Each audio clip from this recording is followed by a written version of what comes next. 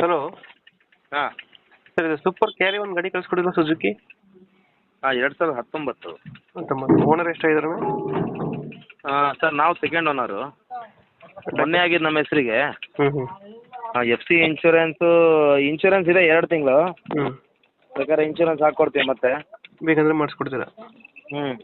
ಯಾವುದು ಲೋನ್ ಇಲ್ಲ ಅಲ್ಲ ಗಾಡಿ ಮೇಲೆ? ಇಲ್ಲ, ಲೋನ್ ಇಲ್ಲ, ಆನ್ ಕ್ಯಾಶ್ ಇದೆ ಗಾಡಿ. ರನ್ನಿಂಗ್ ಎಷ್ಟಾಗಿದೆ ಗಾಡಿ ಇದು? ರನ್ನಿಂಗು 16 17 ಆಗಿದೆ.